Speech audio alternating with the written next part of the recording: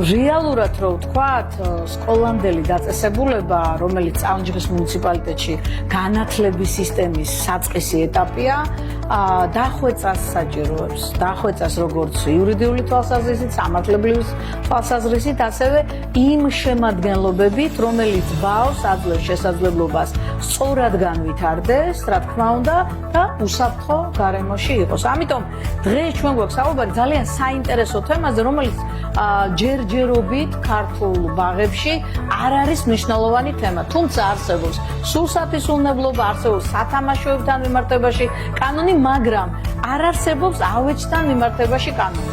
დღეს ჩვენთან არის სტუმრად ადამიანი, რომელიც სოციალურ საწარმოს წარმოადგენს საკმაოდ კარგი ევროპული გამოცდილებით და ის ჩვენ გვიზიარებს, როგორ უნდა დაიხვეწოს აი ეს მიმართულება. საუბარია უსაფრთხო ავეჯზე, რომელსაც საქართველოში ამ ეტაპზე კანონი არ არეგულირებს, თუმცა ევროპული გამოცდილება კარნახობს, რომ ეს არის აუცილებელი, ეს არის დროული და ეს არის უკვე ის, რაც 21 საუკუნეში დღის წესრიგში დგება ბაღებთან მიმართებაში. ნინო არის დღეს ჩვენი სტუმარი, საჩუქრად გადმოგცა ეს არაჩვეულებრივი ერთი ნიმუში, რომელიც გარდა იმისა, რომ ესთეტურად დახვეწილია, გარდა იმისა, რომ ეკოლოგიურად სუფთაა, გარდა იმისა, რომ უსაფრთხოა, ძალიან ანვითარებს აი ამ ბავშვების მოტოროლურ უნარებსაც. ამას გადამწყვეტი მნიშვნელობა აქვს. პირველ რიგში ძალიან დიდი მადლობა, რომ დაინტერესეთ ჩვენი საქმიანობით და მოგვეცით შესაძლებლობა, რომ ჩვენი სამუშაო პროცესი თქვენთვის გაგვეზიარებინა. როგორც აღნიშნეთ, ძალიან სწორად, სანამ საქართველოში სათამაშოების უსაფრთხოების მსგავსად აქტუალური გახდება, რომ საბავშვო ავეჯის უსაფრთხოების საკითხიც კონკრეტული რეგლამენტის მიხედვით დარეგულირდეს, მანამდე ჩვენ ვხედავთ ჩვენს კერძო სექტორში ჩვენს როლს, რომ მაქსიმალურად ეს ევროპული განმცდილება, ევროპული პრაქტიკა ბავშვებისათვის უსაფრთხო და ეკომეგობრული და განმავითარებელი გარემოს შექმნისა საქართველოში დავნერგოთ. და ამ კუთხით ჩვენ სახელმწიფო სექტორთან ძალიან აქტიურად თანამშრომლობთ და ვინაიდან ჩვენი მისია არის ის, რომ ბავშვებისთვის იყოს უსაფრთხო და ეკოლოგიურად სუფთა გარემო მაქსიმალურად ხელმისაწვდომი, ყველაზე მეტ დროს ბავშვი ატარებს ბაღში და მათ შორის სახელმწიფო ბაღში. ამიტომ ჩვენ მუშაობთ ძალიან აქტიურად იმ თემაზე, რომ ლამინატის არა ეკოლოგიურად სუფთა საფრთხის შემცველი გარკვეულწილად და ეს დადასტურებული ფაქტებით არსებობს, რომ ნამდვილად რაღაც გარკვეული ავეჯი შეიცავს საფრთხეს ბავშვებისათვის, ფინანსურადაც აი ბიუჯეტურად მოვახდინოთ მათი ჩანაცვლება ეკომეგობრული ხარისხიანი და განმავითარებელი ავეჯით.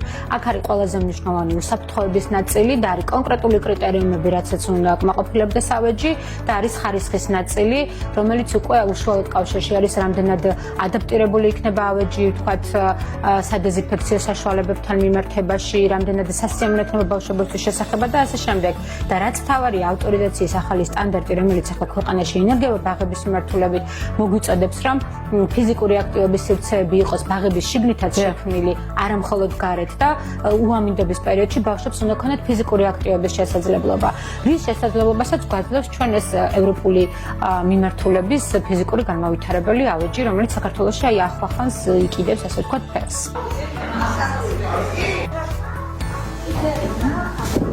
ძალიან საინტერესო შეხვედრა იყო ამ ავტორიზაციის პროცესში. დაგვეხმარება, რომ აქცენტები გავაკეთოთ ხარისხიან პროდუქტზე, რასაც ქალბატონი ნინო გვთავაზობს.